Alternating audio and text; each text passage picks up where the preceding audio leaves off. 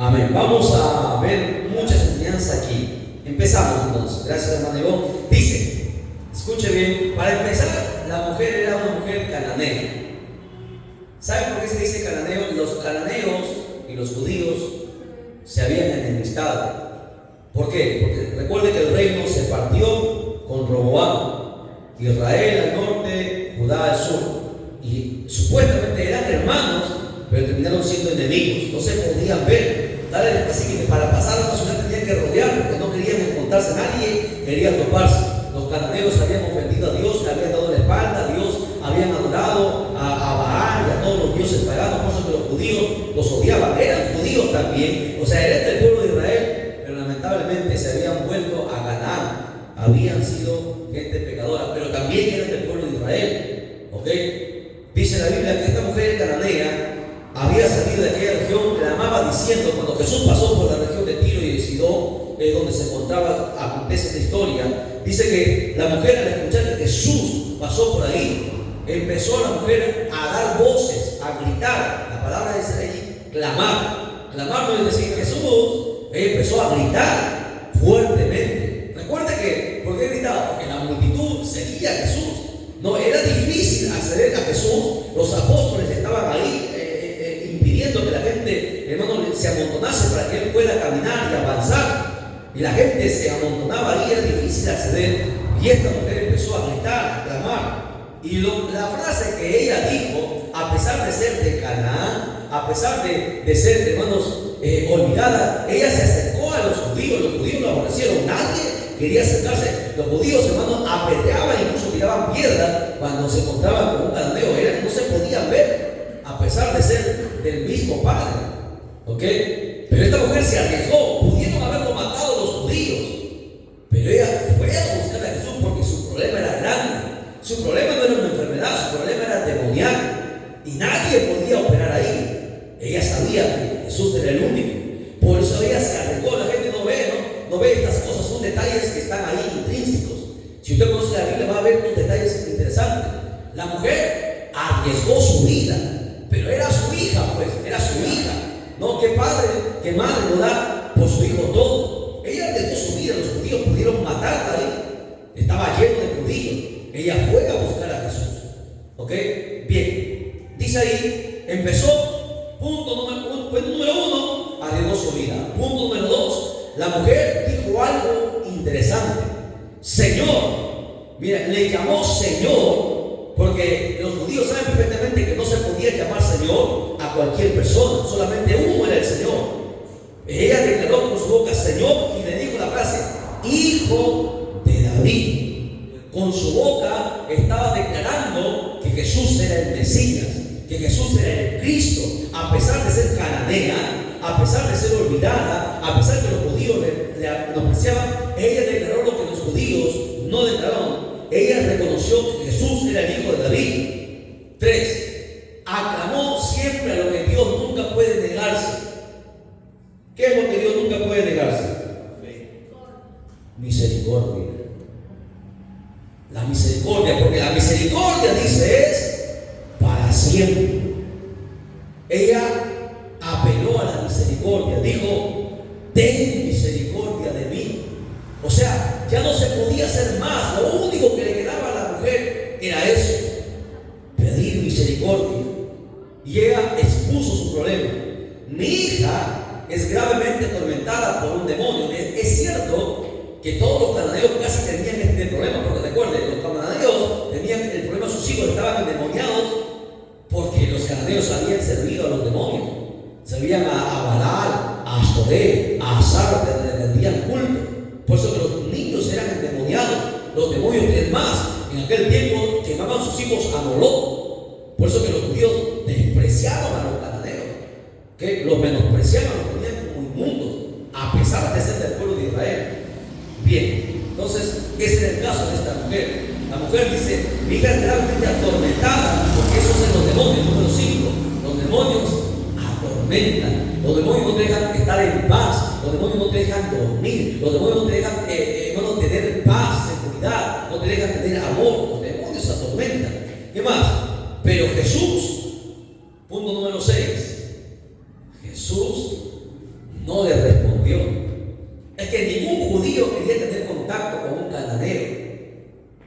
En la ley era contaminarse y se prohibía eso. Entonces, en primera instancia, número 6, en la sexta enseñanza aquí, es que Jesús la ignoró prácticamente, no la respondió palabra, pero él lo hizo con una intención, ¿no?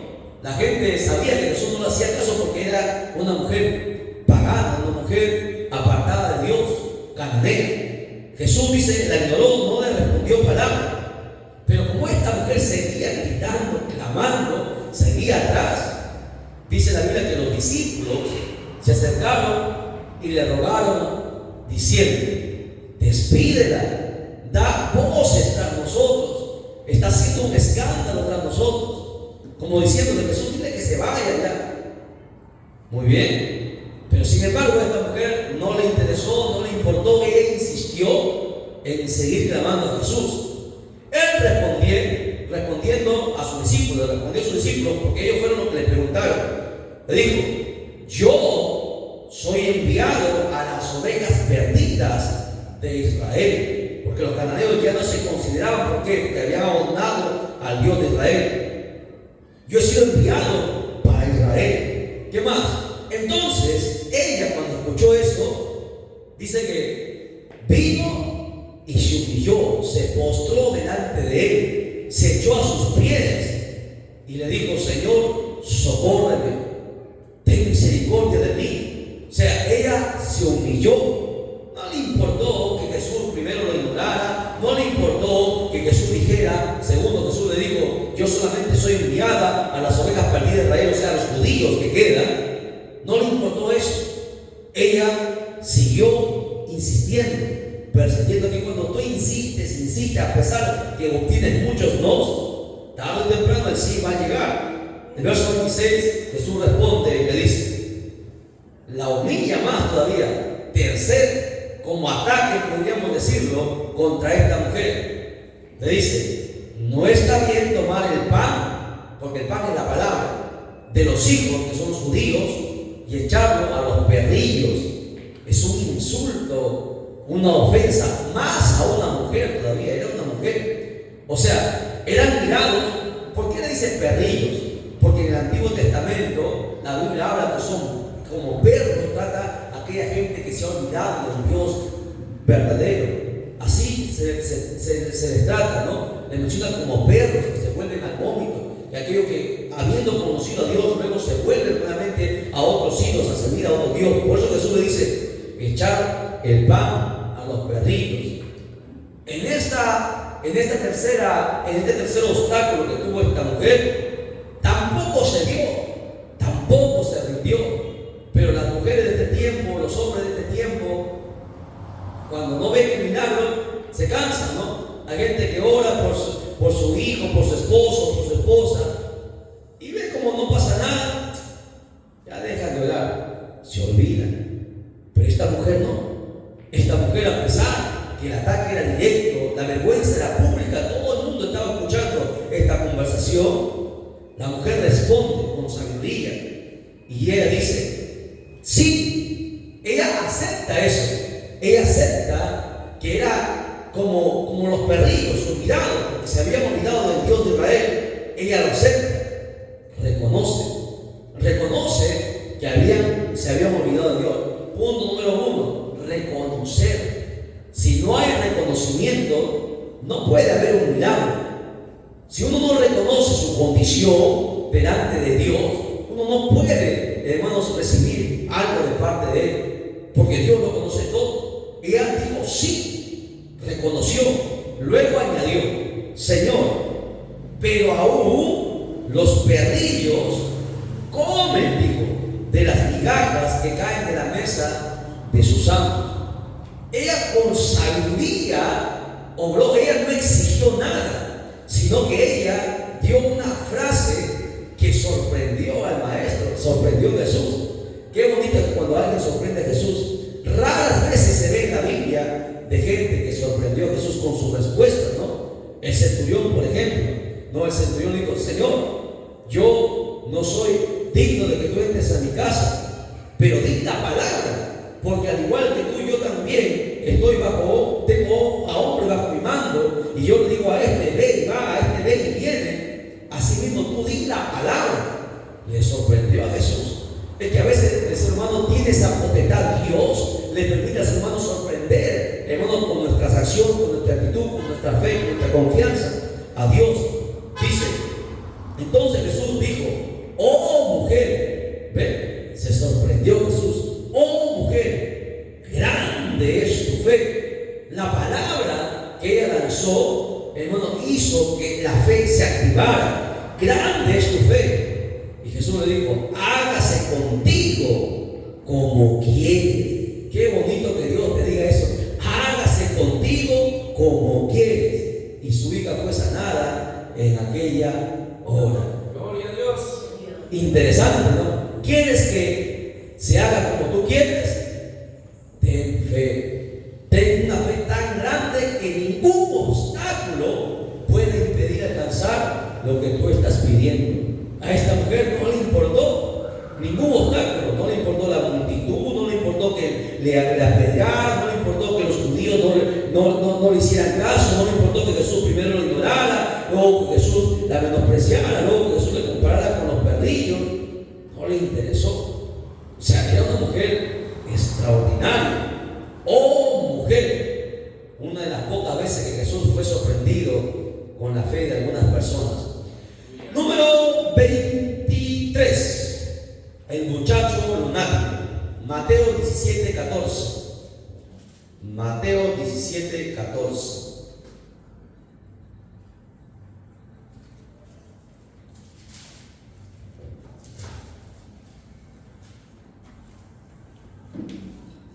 ¿Estamos? La hermana Juana está por ahí. Avísenlo. Ahí está. Bien, dice: cuando llegaron al gentío, vino a él un hombre que se arrodilló delante de él, diciendo, a ver, punto número 1, amén. ¿Qué hizo este hombre? Se arrodilló, se humilló, porque imagínense, arrodillarse delante de otra persona, eso es una humillación. Pero este hombre vino y se arrodilló, no le importó ser humillado, él vino y se arrodilló delante de él diciendo: Señor, nuevamente la palabrita mágica. ¿Cuántos en su oración piden misericordia? La mayoría no lo hace, ¿no? La mayoría no menciona esta palabrita mágica. Nunca debe faltar esa palabrita en nuestras oraciones. Nunca. Porque a veces nosotros pecamos y ni cuenta nos damos. Pero cuando tú dices: Señor, ten misericordia de mí, todo eso queda borrado. Este hombre dijo: ten misericordia. No pido para él, ten misericordia de mi hijo.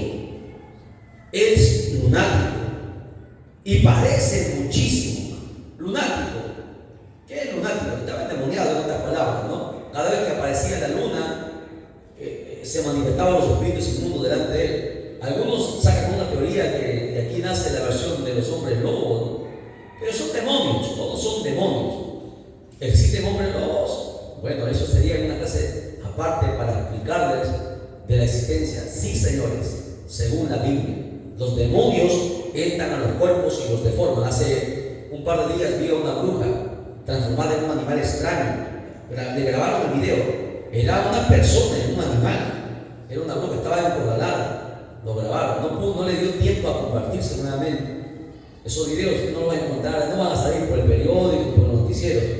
Son videos que sacan en la Deep Web, ¿no? Los demonios transforman el cuerpo, se meten al cuerpo y lo transforman.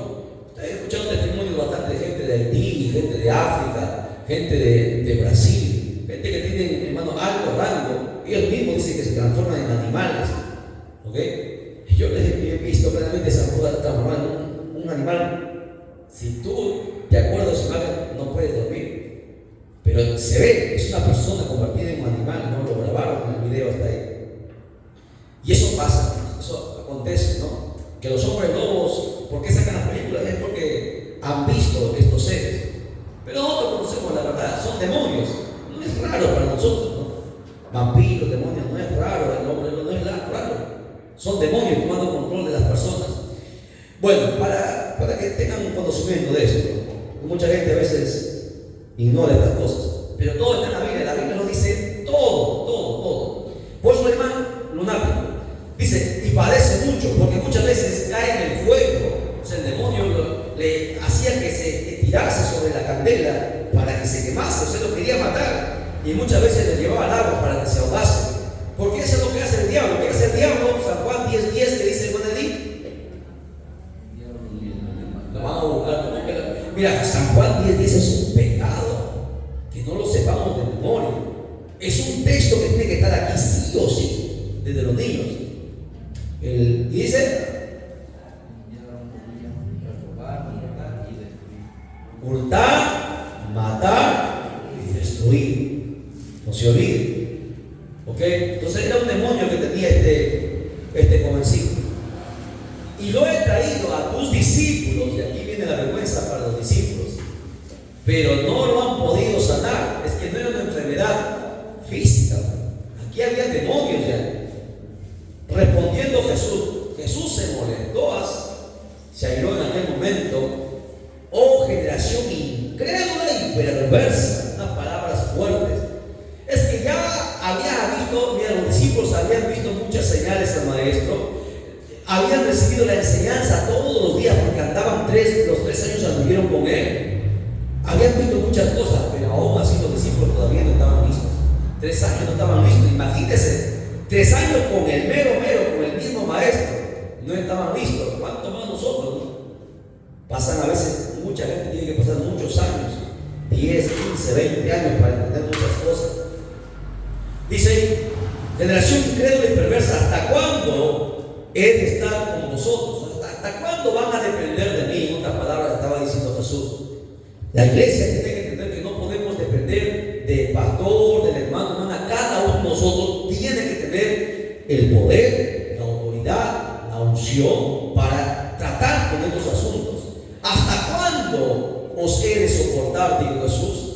Traédmelo acá con esa seguridad que él podía votarlo, porque Jesús era un hombre de oración, era un hombre santo que se consagraba. Por eso con esa seguridad dijo: traédmelo acá. Y reprendió Jesús, dice, al demonio, reprendió. Aprenda, a los demonios se les reprende. Usted ha visto tantos shows que hacen. Hay gente que se pone a conversar con los demonios. ¿Y de dónde eres? ¿Cómo estás de aquí? ¿Quién te envió? Gente loca que no entiende. O sea, lo hacen por show, para que la gente vea que tienen poder, que tienen autoridad. Y los cristianos aplauden, que la gente les gusta eso, no les gusta el show. Y los cristianos apoyando esas cosas. Con los demonios, escuchen, con los demonios no se habla. Los demonios son mentirosos. Usted no le dice, Jesús cuando había un demonio lo reprendía. Le decía: cállate, sal de él. Pero estos dice apóstoles, dice profetas, se ponen a conversar, ¿no? Y todavía hacen un show en público que toda la gente mire, lo transmite para que lo vean. ¿Cómo está transmitiendo, hermano, una liberación? Eso no está bien. No se puede hacer esas cosas. Así que lo que hacen es que tengan mucho cuidado. Dice la Biblia aquí que Jesús reprendió al demonio, el cual salió del muchacho, y este quedó sano en aquella hora. Viniendo entonces los discípulos a Jesús aparte, dijeron: ¿por qué nosotros no pudimos echarle fuera? Es que sus discípulos sí lo reprendieron, porque recuerden que ellos habían recibido la enseñanza del maestro, que los demonios, los discípulos sabían discernir cuando era una enfermedad y cuando eran demonios. Ellos reprendieron, pero lamentablemente no pudieron votarlo. O sea, ¿por qué no pudieron votarlo? Hermana Estefanía, ¿por qué no pudieron votarlo? Como por ejemplo, por la poca fe. Es como por ejemplo, si un niño se pusiera, un niño de escuela dominical con Jairo, ¿no? Jairo está a este lado, el niño está al otro lado. Si Jairo quisiera agarrar al niño, lo jala para acá. Pero si el niño quisiera jalar a Jairo para otro lado, ¿pudiera? ¿Puede o no puede? No puede, porque Jairo tiene más fuerza. ¿Por qué no pudieron votar los discípulos a los demonios? Porque los demonios tenían más fuerza que los mismos discípulos hasta ese entonces. ¿Y por qué tenían más fuerza? Porque los discípulos hasta ese entonces no habían hecho algo fundamental. ¿Qué no habían hecho? Oración, sí oraban. La Biblia dice que mientras el esposo estaba, no podían ayunar. Pero llegaría el momento cuando el esposo le sería quitado, entonces ayunarán. Los discípulos no ayunaban. Jesús era el que ayunaba.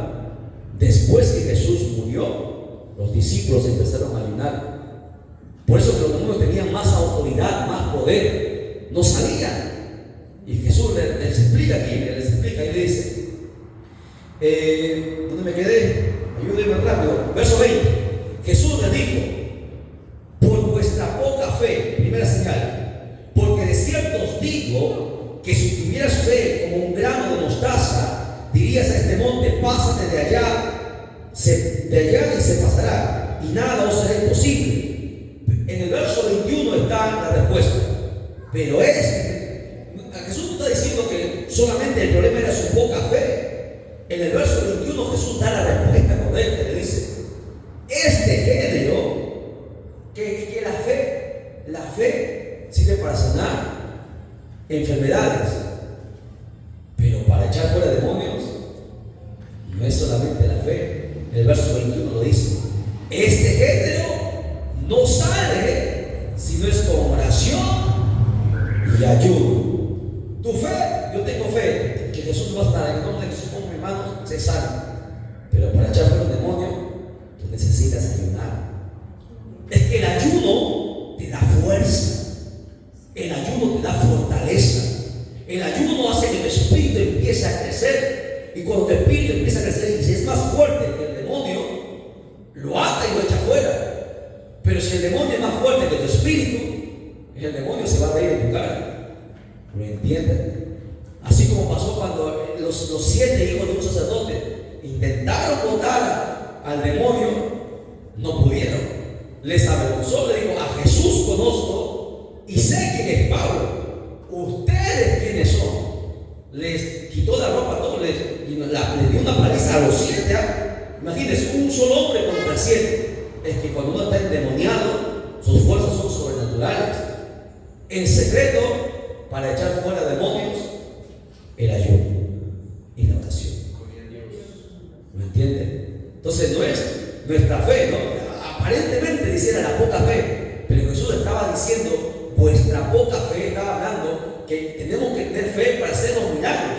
Pero en cuestión de demonios, aquí entra el ayuno y la oración.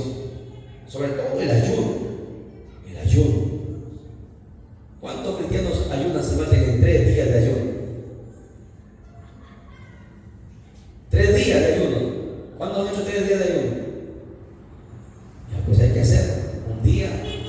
Y ojo, ahorita estamos en medio ayuno, diría un cuarto de ayuno, porque el ayuno completo son 24 horas. Pero lamentablemente se ha acostumbrado a ayunar medio ayuno. Por eso que no hay poder. Por eso que no hay unción, por eso que no hay fuerza, ¿no? Algunos, como decía ayer, a las 4 de la tarde algunos están desmayando, ya no dan, ya se duermen, ya se marean. Yo lo veo así, algunos. Yo he ido a iglesias, hermano, a veces yo he ido a iglesias a ayunar, y algunos los veo 3, 4 de la tarde están así, ya se quieren desmayar, ya la silla no dan, ya les viene el sueño, les da mareos, se van a tomar agua, porque si no toman agua se desmayan, porque no están acostumbrados. No estaba acostumbrado. Antes la gente se metía a su ayuno completo. No, espera. Antes, ¿cómo se ayunaba? Se ayunaba completo hasta el otro día se tomaban su lechecita. Pero hoy no. 6 de la tarde, pollo, todos al pollo. ¿No? Desesperado. Yo me acuerdo que en un ayuno salió un hermano, no digo el nombre, desesperado a comprar pan afuera, porque no aguantaba. Es porque no estamos acostumbrados. No, sí, se paró el panadero ahí, empezó a comer pan, pero mira cómo comía. Le demuestra que no tiene control. Escucha bien, el ayuno, aprenda, el ayuno es el único que sujeta la carne. El ayuno. La carne solamente es sujetada por el ayuno. La carne no respeta nada, ni la oración, nada. El ayuno es lo único que puede sujetar la carne, la sujeta ahí. Porque en el ayuno la carne no come, el espíritu come. ¿Me entienden? Ese es el secreto. Cuando yo me vaya, recién ellos van a ayunar. No pueden estar de luto porque el ayuno es luto. Jesús dijo, no pueden estar de luto mientras el esposo está con ellos. Pero llegará el día que el esposo les será quitado, entonces ayunarán. Los discípulos no ayunaban. ¿Sabía lo que eso no sabía ser algo interesante? Por eso que no pudieron botar los demonios. No lo pudieron botar. Interesante, ¿no? No lo dice ahí, pero ahí está. Pero si tú conoces la Escritura, tú lo vas a ver. Ahí está, el Espíritu Santo te habla el entendimiento y lo ves ahí. Son enseñanzas que no están, pero están. Bien, continuamos. Para complementar esto, porque ya no me va a gastar el tiempo, anote también para que estudie en casa sobre ese milagro, especialmente sobre ese milagro. Marcos 9, 14 al 29 y Lucas 9 del 37 al 43. Repito, Marcos 9 del 14 al 29 y Lucas 9 del 37 al 43. Usted va a encontrar algunos datos interesantes a lo que hemos aprendido ahorita, pero por el tiempo quiero terminar una vez esta serie. Ya vamos a pasar al milagro número 24. Marcos 9, 14 al 29 y Lucas 9, 37 al 43. Vamos a ver que Jesús sanó a un ciego de nacimiento. Los otros ciegos se habían hecho ciegos por diferentes de repente accidentes, pero este ciego que vamos a ver aquí, este era un ciego de nacimiento, nació ciego. Y eso ustedes saben, ¿no? Algunas personas con el tiempo pierden la vista, van al médico, lo operan y vuelven a tener la vista. Pero a partir de la ciencia que sana un ciego de nacimiento, hasta el día de hoy no se puede. Pero Jesús lo hizo sin ciencia. Vamos a la Biblia. ¿Ya? Vamos a la Biblia. Juan 9:1. Aunque este es un pasaje bastante largo, son 38 capítulos acá. Juan 9:1. ¿Estamos?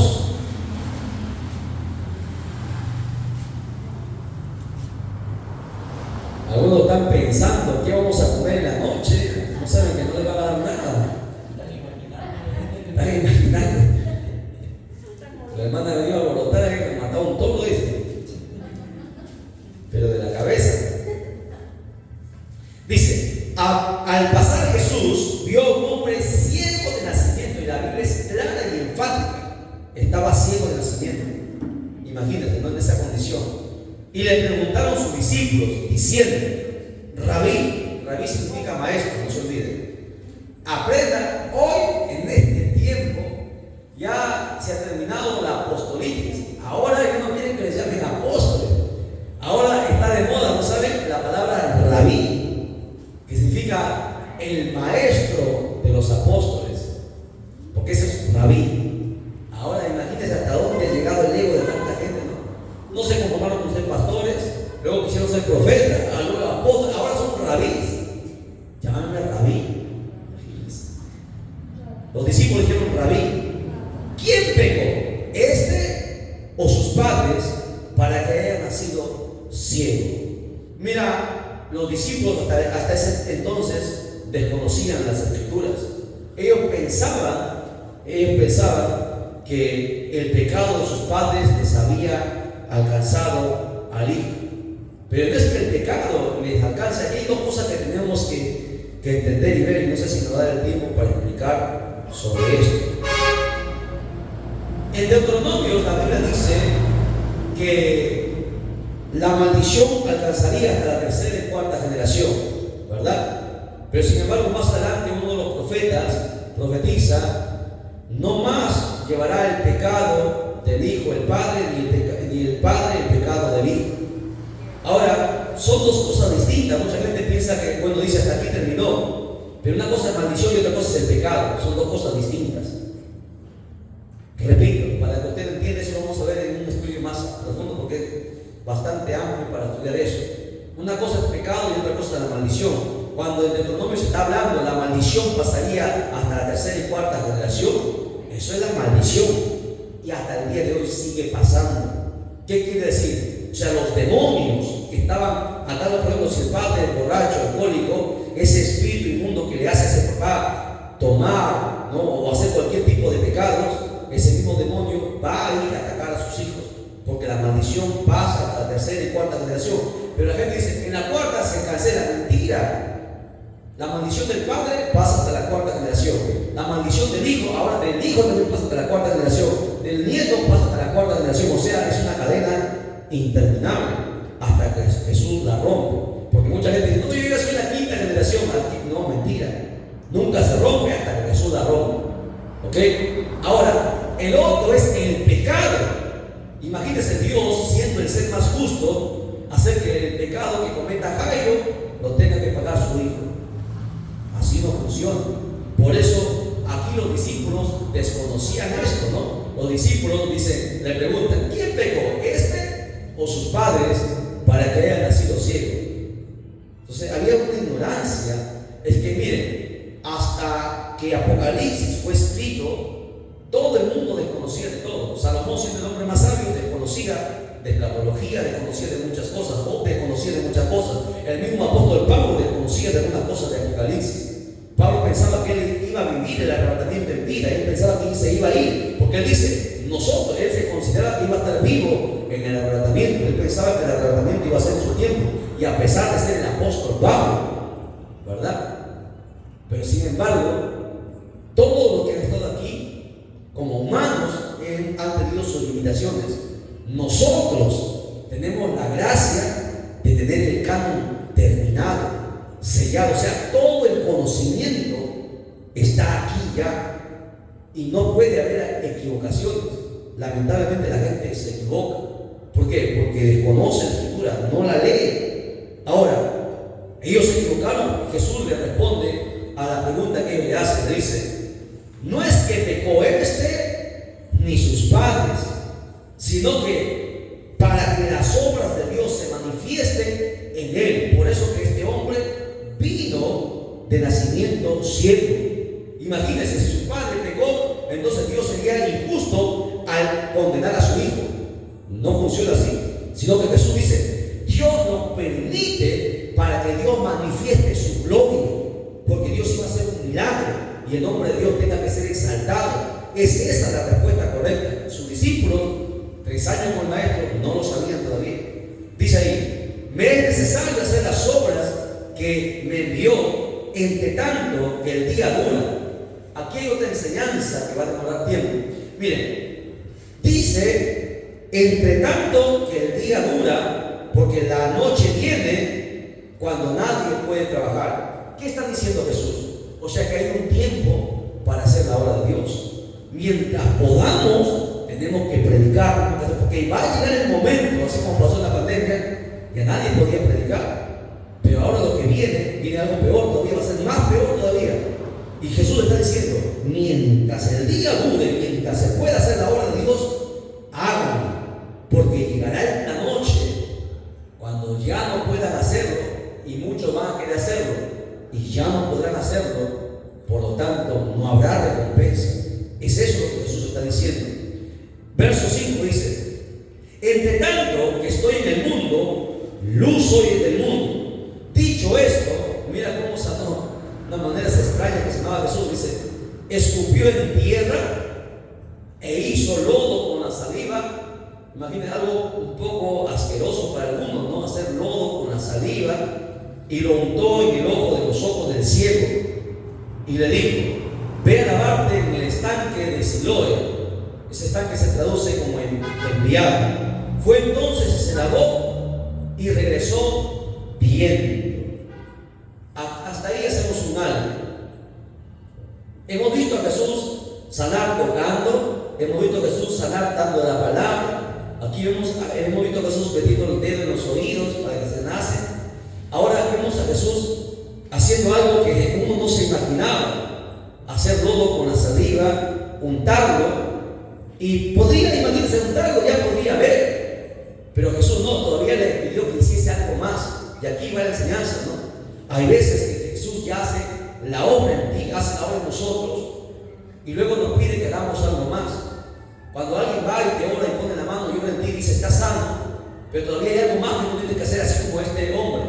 A este hombre Jesús ya le untó los ojos para que viese. Pero dijo, ahora anda y ve a lavarte en ese estanque. El hombre fue en obediencia, ¿no? Este hombre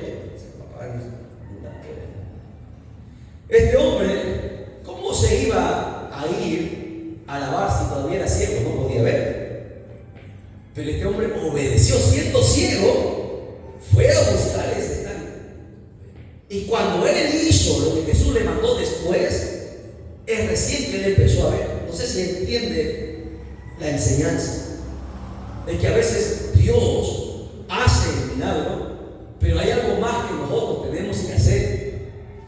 Hay algo más que depende ya de nosotros. ¿Y sabe qué es eso? Obediencia. Este hombre obedeció. Es que la Biblia dice que más vale la obediencia que el sacrificio.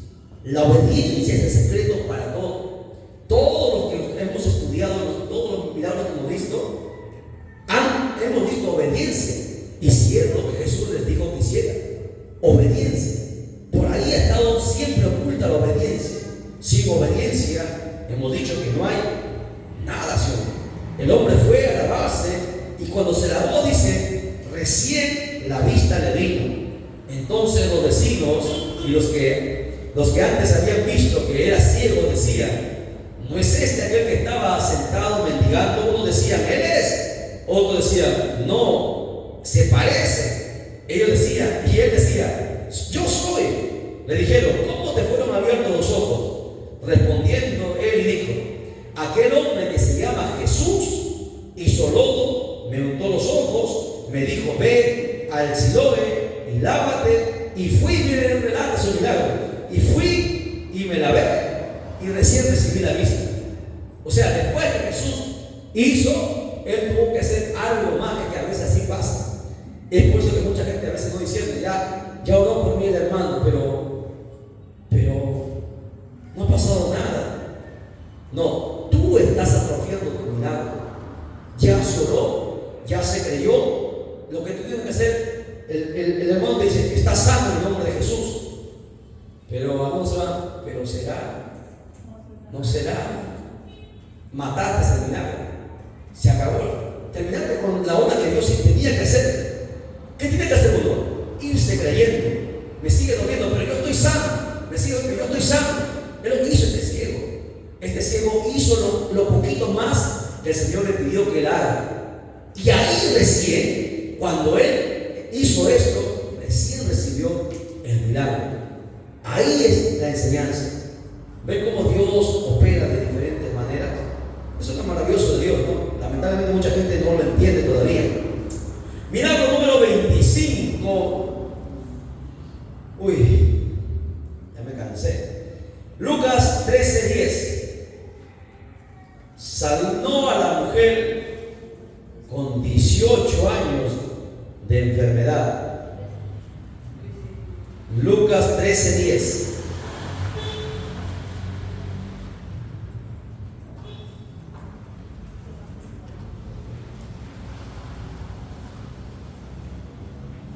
Estamos, mis amados hermanos, en el milagro número 25.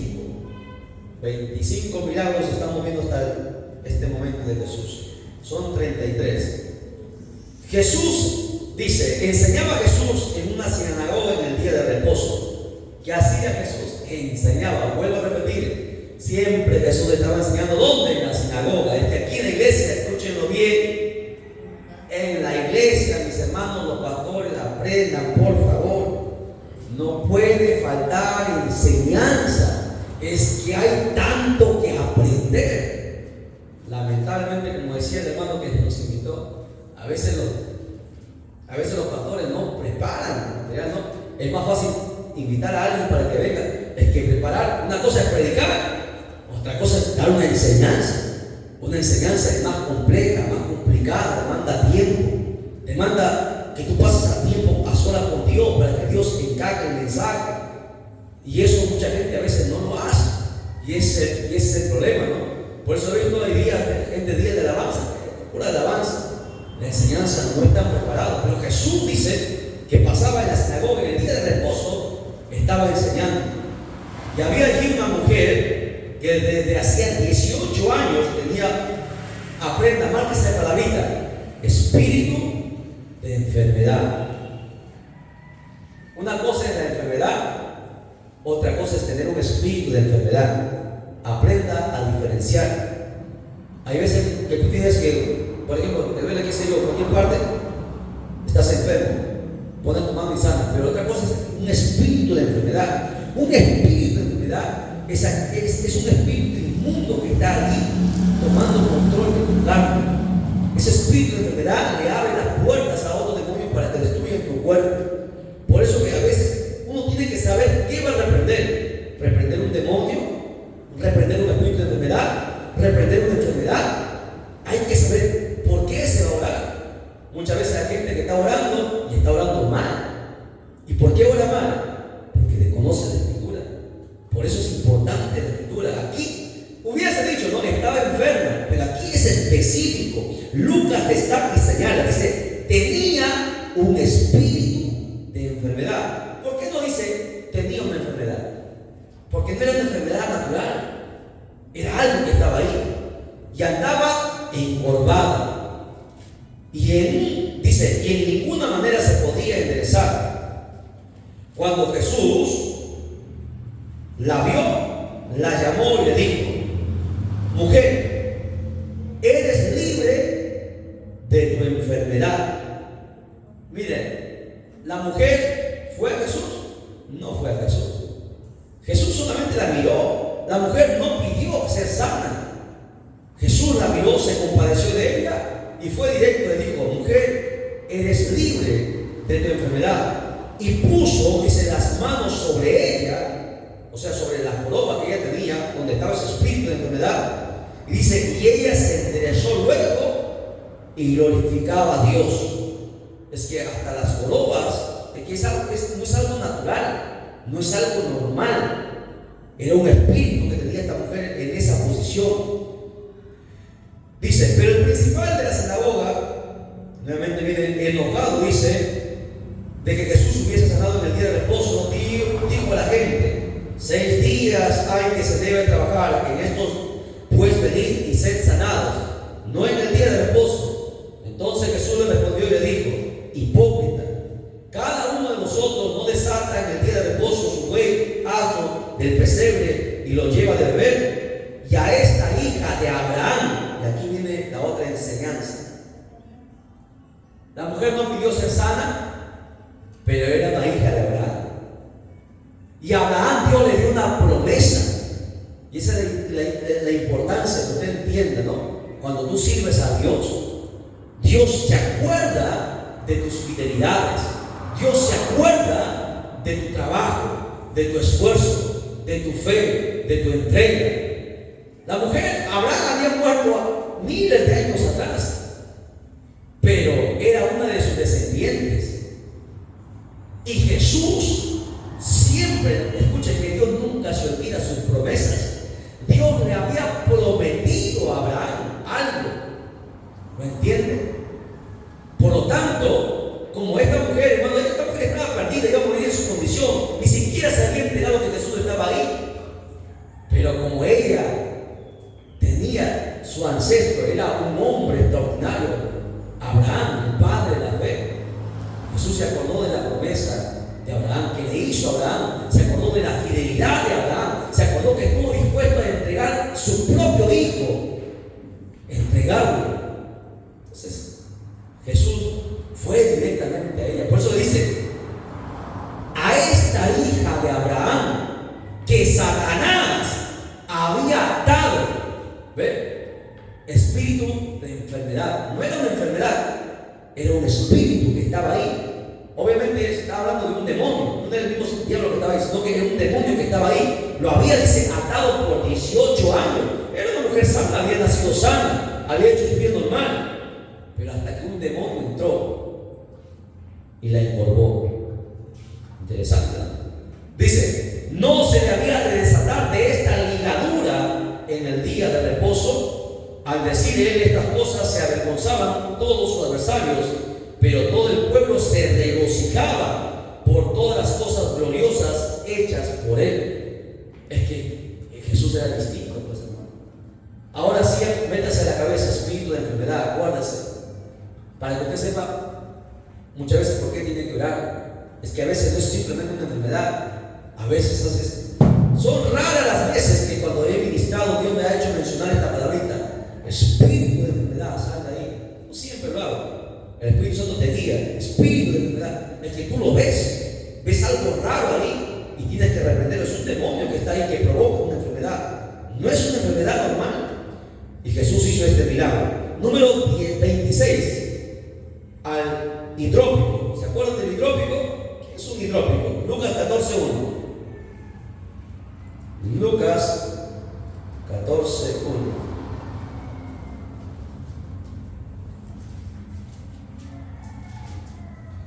Rápido, por favor, dejen el sueño.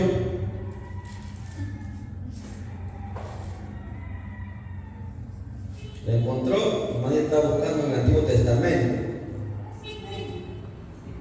Está con sueño.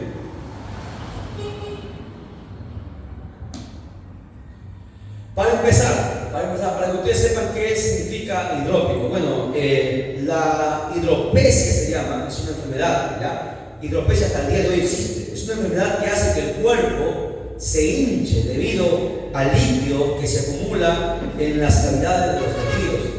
Por eso está viendo personas que se hinchan. Eso es, hermanos, la hidropía, ¿no? Entonces vamos a ver este milagro. Dice, aconteció en un día de reposo también. Jesús le encantaba, hermanos, sanar en el día de reposo. Habiendo entrado para comer en casa de un gobernante que era fariseo, esto les echaba, y aquí que estaba delante de él un hombre hidrópico. Entonces Jesús habló a los intérpretes de la ley y a los fariseos diciendo, ¿es lícito sanar en el día de reposo? Mas ellos callaron, y él tomándole, le sanó y le despidió. El agua inmediatamente desapareció de su cuerpo, hermanos. Y dirigiéndose a ellos, dijo, ¿quién de vosotros, si su asno o su buey cae en algún pozo, no le sacaría inmediatamente, aunque sea el día de reposo? Y no le podían replicar cosa alguna.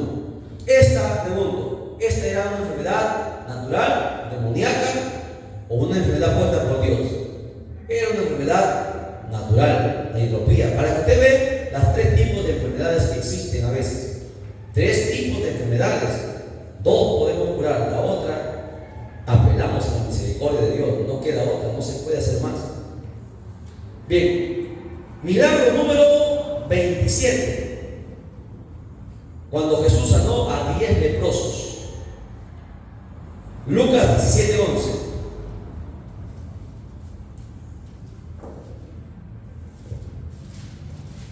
Lucas 17:11. Yendo Jesús a Jerusalén, pasaba entre Samaria y Galilea. Samaria y Galilea, imagínense. Y al entrar en una aldea, le salieron al encuentro 10 hombres leprosos, los cuales se pararon de lejos, porque recuerden que la lepra hasta el día de hoy es contagiosa, no tiene cura. Y alzaron la voz diciendo, Jesús, maestro. Aquí viene la otra, ¿verdad? Le llamaron maestro. O sea, aquí está el respeto, la consideración que tenían por Jesús.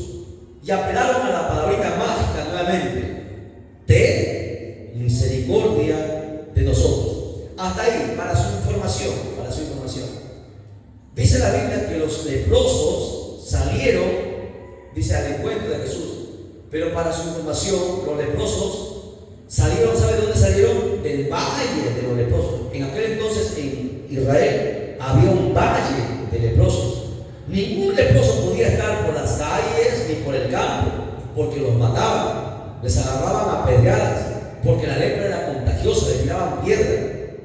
Los leprosos iban a morir en ese valle de los leprosos. Pero estos 10 personajes, seguro que uno de sus familiares, que las familiares iban y dejaban comida para que los leprosos salieran y cogieran la comida y entraran nuevamente, no podían tener contacto. Pero uno de sus familiares le dejó una nota, que había llegado un tal llamado Jesús, que hacía milagros, señales. ¿Cuántos leprosos había en aquel valle? Miles. Pero solamente 10 tomaron el valor para salir, porque los leprosos sabían que si salían los iban a matar. iban a acelerar su muerte. Pero estos 10 leprosos sabían, no tenían nada que perder, iban a morir en esa condición. Salieron a buscar a Jesús y llegaron hasta Jesús. Ahí empezamos nuevamente la historia.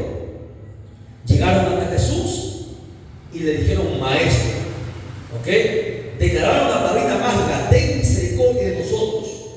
Cuando Él los vio, les dijo,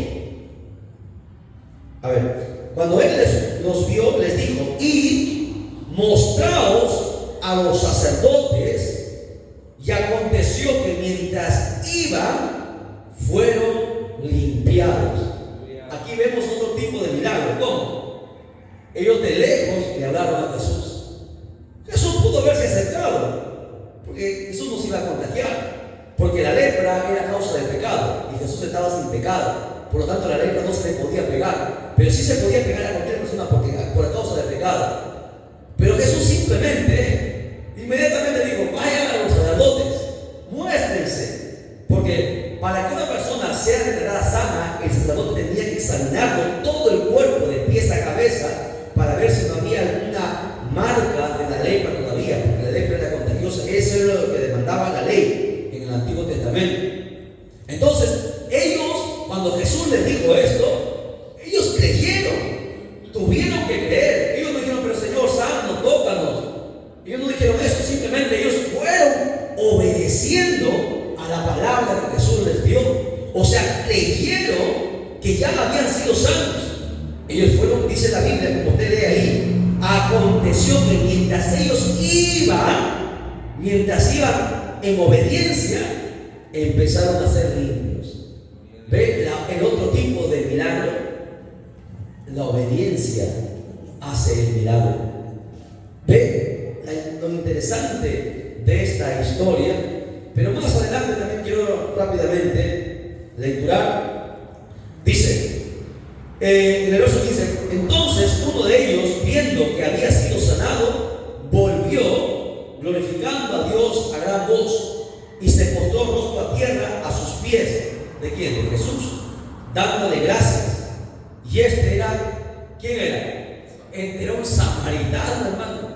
Los otros eran judíos. Se supone que los judíos eran más fieles, pero ninguno de los otros 9 regresaron. Regresó el samaritano, el que supuestamente era el pecador, el olvidado. Por eso que Jesús dijo: las prostitutas, los enfermos van delante de vosotros, le dijo a los fariseos, porque al que mucho se le perdona, mucho también ama. Por eso ustedes, cuando se convierte en un drogadicto, son más fieles de los que nunca han recibido tales azotes. Cuando se convierte en un sicario, alguien que ha estado en la homosexualidad, son más fieles, porque ellos han caído en lo más bajo. Pero el que no ha caído en tan bajo no sabe, por eso que no aprecia tanto el valor que Dios puede hacer en su vida. Pero este hombre había caído tan bajo, era samaritano, y vino, dice, se postró a sus pies, le dio gracias. Y Jesús responde: no son 10 los que fueron limpiados. Ya termino con esto, ya sé que no da, ya con esto termino, ya. En la otro video grabamos, ya. 4 están caídos, ya lo veo que no da. Ya, termino con esto. Presten atención. Jesús le dice: no son 10 los que fueron limpiados, y los 9, ¿dónde están? O sea, ¿qué pasó con su oración? Ellos se vieron sanados, pero no fueron a agradecer a Dios. Es que así es la gente. Dios hace señales, milagros, les salva, les da una y otra oportunidad, pero no son agradecidos. Se olvidan de Dios. Es que la gente a veces solamente actúa, hermanos, por emoción. Ya Dios los libra, Dios los sana. Se olvidaron. No practican lo que es la gratitud. Y no hay peor cosa que una persona malagradecida, hermano. Pero este samaritano vino y le dio gracias. Dice Jesús: no son 10 los que fueron limpiados, ¿dónde están los 9? No hubo quien volviese y diese gloria a Dios, sino este extranjero. El samaritano era considerado extranjero, apartado. Fue el extranjero el que dio la lección y le dijo: levántate, tu fe te ha salvado. Es que la fe va de la mano de la obediencia. Si tú tienes fe, obedece. El que no tiene fe no puede obedecer. Ellos tuvieron fe, por eso que obedecieron y fueron a ir a presentarse ante el sacerdote. Milagro interesante